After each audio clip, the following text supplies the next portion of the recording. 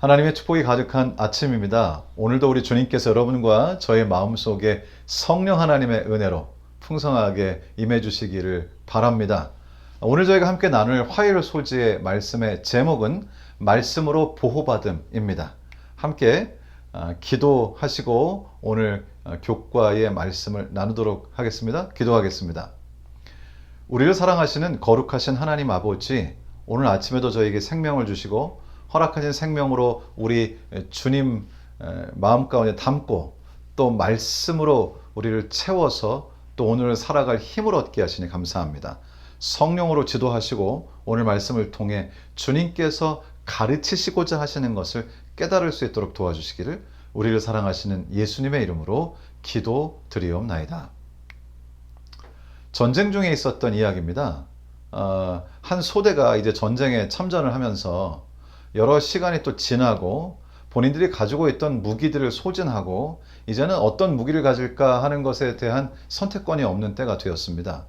보통 군인들이 자기가 주로 사용하는 무기가 있는데요. 지금은 이것저것 가릴 수가 없는 상황이 된 것이죠. 그래서 그 여러 무기들 중에서 각각 알아서 자신의 무기를 고를 수밖에 없는 상황이 됐습니다. 그 소대에는 모든 사람들이 굉장히 부러워할 만큼 굉장히 뛰어난 군인이 있었는데요. 그 군인이 그날 그 여러 가지 무기 중에서 가장 좋은 무기를 선택하게 됐습니다. 가장 강력하고 또 가장 크고 또 가장 무겁기도 합니다. 결국 이제 무기를 다 배분하고 그리고는 전투에 참가하게 됩니다.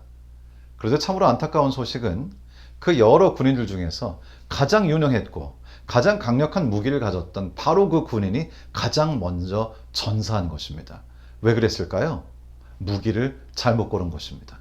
사실 그렇게 국지전을 하는 전투에서는 그렇게 무겁고 끌고 다니기 힘들어서 속도가 늦어지는 무기를 가지게 되면 사실은 민첩하게 전투에 임할 수가 없었다는 것이죠. 결국 이 군인은 굉장히 유능했으나 무기를 잘못 고름으로 가장 먼저 목숨을 잃게 됩니다. 사실은 저희 영적인 싸움에서도 마찬가지입니다. 우리가 이 영적인 싸움에서 승리하기 위해서는 가장 좋은 무기, 정말 우리가 무기를 어떤 무기는 가장 강력해 보이나 그렇지 않을 수도 있고요. 이 군인처럼. 그러나 우리가 정말로 우리에게 가장 적합하고 가장 좋은 무기를 골라서 이 영적인 전투에 참여하는 것은 참 중요합니다. 오늘 첫 번째 질문, 이번 교과는 질문이 하나밖에 없네요. 이 하나의 질문은 이것입니다.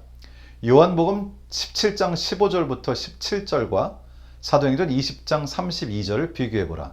사탄의 속임수로부터 보호받기 위해 예수님과 사도 바울은 우리에게 어떤 통찰력을 주고 있는가? 사탄의 속임수로부터 보호받기 위해서 우리가 어떤 무기를 사용해야 할 것인가? 사도 바울과 예수님께서는 동일하게 우리에게 같은 말씀을 하고 계십니다. 요한복음 17장 15절로 17절에 이렇게 말씀하십니다. 내가 비옵는 것은 그들을 세상에서 데려가시기를 위함이 아니요 다만 악에 빠지지 않게 보존하시기를 위함이니이다. 내가 세상에 속하지 아니함 같이 그들도 세상에 속하지 아니하였사옵나이다. 그들을 진리로 거룩하게 하옵소서. 아버지의 말씀은 진리니이다. 이 악한 세상에서 사단에게 대항하고 그리고 거룩한 삶을 살 수 있도록 하는 것은 진리이며 그 진리를 담고 있는 것이 바로 하나님의 말씀인 성경인 것이죠. 결국 어쩌면 너무나 단순한 진리일 수 있지만 결국 이 영적인 전쟁에서 우리가 무기를 잘 골라야 하는데 가장 좋은 무기, 우리를 승리로 이끌 무기는 바로 성경이라는 것입니다. 때때로 우리는 우리 자신이 가진 어떤 재능이라든지 나의 경험이라든지 또 내가 알고 있는 지식 등을 동원해서 영적인 전쟁에서 승리해 보려고 할 때가 있지만은 우리 주님께서는 아버지의 말씀은 진리입니다. 바로 아버지의 말씀, 이 말씀이 진리이며 그 진리가 우리로 승리하게 하며 우리로 거룩한 삶을 살게 한다고 그렇게 아주 분명하게 우리에게 말씀을 하고 계시는 것입니다. 사실 이 슬라이드는 제가 저희 교회에서 사용했던 슬라이드인데요. 하나님의 말씀의 놀라움을 제가 좀 여러분들께 말씀드리고자 준비해 보았습니다. 이사야 13장 19절로 20절에 이런 말씀이 있습니다. 바벨론이 하나님께 멸망당한 소돔과 고모라 같이 되리니 그곳에 처할 자가 없겠고 거할 사람이 대대에 없을 것이며 아라비아 사람도 거기 장막을 치지 아니하며 목자들도 그곳에 그 양떼를 쉬게 하지 아니할 것이요. 이 예언의 말씀에 따르면, 즉 이 말씀이 기록된 것은 거의 지금으로부터 거의 2500년 전이 됐죠. 그때 기록한 말씀에 따르면 이 바벨론 성은 더 이상 사람들이 거주하는 곳이 되지 못할 것이라고 말씀하시고요. 특별히 이 표현 중에 거할 사람이 대대에 없을 것이라고 말씀하셨습니다. Generation to generation. 그러니까 어떤 세대에도 이 바벨론 성에 사람이 거주하지 않을 것이라고 말씀을 하신 것입니다. 실제로 바벨론 성이 있던 곳을 가보면 지금 여기 재건하려고 했던 흔적이 남아있긴 하지만은 아무도 살고 있지 않습니다. 사실 참으로 이상한 것이죠. 그 큰 제국의 수도가 되었다는 것은 이 거룩한 것이 죄송합니다. 이 바벨론 성이죠. 거룩한 성이 아니라 세속적인 성입니다. 이 바벨론 성이 그곳에 섰다고 하는 것은 그만큼 사람들이 거주하기 좋은 곳이었다는 것이죠. 그런데 주님께서 이사야를 통해서 허락하신 예언의 말씀대로 이제 이렇게 2500년이라는 시간이 지난 지금의 시대에도 그곳에는 아무도 살고 있지 않다는 것입니다.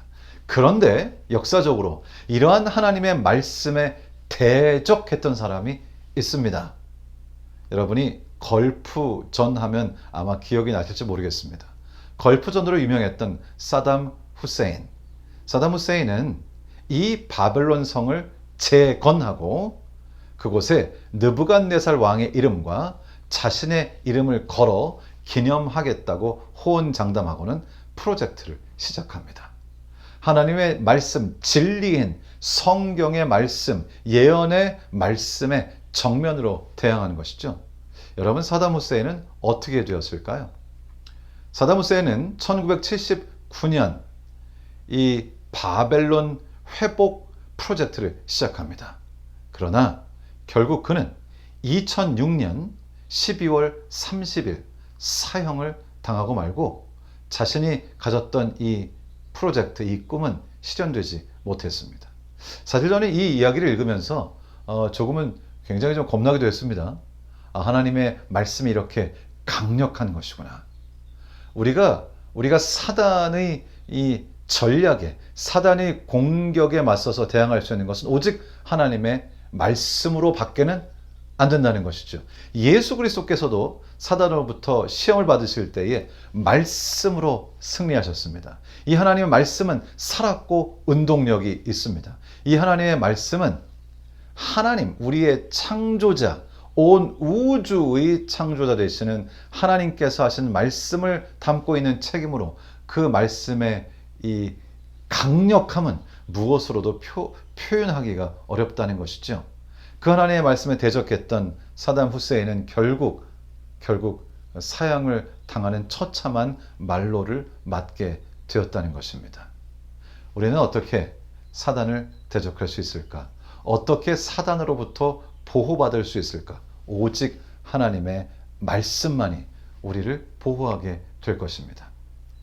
여기 교과책에서는 이렇게 이 사실을 묘사하고 있습니다. 성경이 없다면 우리가 구원의 계획에 대해 무엇을 알 수 있겠는가? 성경 없이 예수님의 탄생, 생애, 가르침, 그리고 사역에 대해 우리가 과연 얼마나 이해할 수 있는가? 무엇을 어떻게 알겠는가? 그리스도의 희생의 깊이와 부활의 영광, 그분의 중보 사역의 능력과 장엄한 재림의 모습을 성경 없이 어떻게 이해할 수 있겠는가? 이 모든 중요한 진리는 하나님의 말씀 가운데 계시되고 강조되며 가르침받게 되어 있다. 성경. 오직 성경만이 모든 신성한 진리를 이해하는 최종적이고 궁극적인 기준이 되어야 한다. 예, 참으로 감사한 말씀이죠. 오직 성경만이 우리를 굳건하게 세우는, 우리를 보호하는 하나님의 능력이 될 것입니다. 혹시 오늘 여러분 살면서 조금 뭔가 힘이 없다고 느끼시거나 피곤하다고 느끼시거나 삶이 힘겹다고 느껴지실 때가 있다면, 힘을 얻기 위하여, 모든 사단의 공격으로부터 나를 보호할 수 있기 위하여 하나님의 말씀에서 능력을 얻게 되기를 바랍니다. 사도행전 20장 32절에 이렇게 기록합니다. 지금 내가 여러분을 주와 및 그 은혜의 말씀에 부탁하노니 그 말씀이 여러분을 능히 든든히 세우사 거룩하게 하심을 입은 모든 자 가운데 기업이 있게 하시리라. 우리를 든든히 세우는 것은 하나님의 말씀입니다. 여러분이 말씀을 읽다가 정말 나에게 힘을 주는 주님의 약속의 말씀을 발견하신다면 그것을 따로 적어 놓아서 또 여러분이 잘 보실 수 있는 곳에 놓아 두실 수도 있을 것입니다. 여러분이 읽으신 그 말씀 속에서 힘을 얻으시고, 그리고 혹시 나에게 지금 좀 어려운 일들이 있거나 내가 이겨나가야 할 장애물이 있거나 예기치 못한 도전이 있다면 그 말씀을 붙잡고 손으로 짚고 하나님께 기도할 수도 있을 것입니다.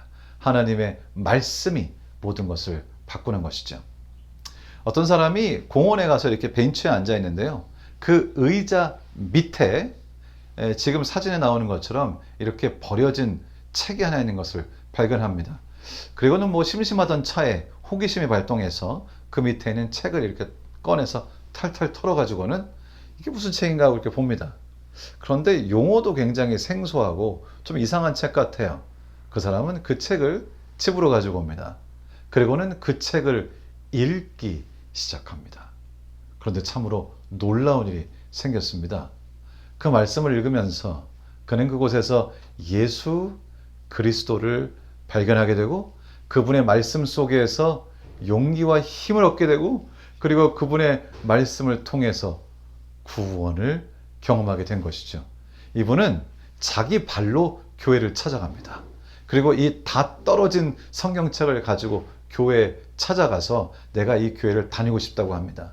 그리고는 그 교회에 가서 교회 생활을 하다 보니 사람들이 이 사람의 삶에 이 놀라운 변화를 준 이 성경 말씀을 그렇게 많이 소중하게 여기는 것처럼 보이지가 않았고요. 이분은 결국 그 교회에서 성경 공부를 시작하고 오히려 교인들을 계몽하고 하나님의 말씀으로 자기 자신도 그리고 교회도 변화되는 그런 경험을 하게 됩니다. 공원에 떨어져 있는 다 떨어진, 정말 저렇게 완전히 표지가 다 떨어져 버린 성경책도 그 안에 기록된 진리 때문에 사람의 마음을 완전히 변화시킬 수 있다는 것이죠. 오늘 여러분이 가지고 계신 성경책은 어떤 성경책인가요? 저도 몇 개의 성경책이 있는데 제가 가장 사랑하는 성경책은 이제 다 떨어져서, 저도 표지가 다 떨어져서 이렇게 표지를 가죽을 싸서 표지를 다시 만들었습니다. 그런데 이상하게 애착이 가더라고요. 하나님의 말씀인 진리에 저의 주님과의 만남이 고스란히 때로 이렇게 묻혀져 있기 때문이 아닌가 그런 생각이 듭니다.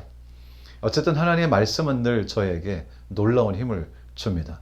여러분에게도 오늘 하루 동안 하나님의 말씀이 놀라운 힘과 하나님의 능력과 여러분 앞에 있는 도전을 능히 이겨낼 수 있는 그런 성령 하나님의 역사를 선사하는 그런 귀한 책이 되기를 우리 주님 예수님의 이름으로 축원합니다. 제가 기도하고 개인적으로 기도하시는 시간을 갖도록 하겠습니다.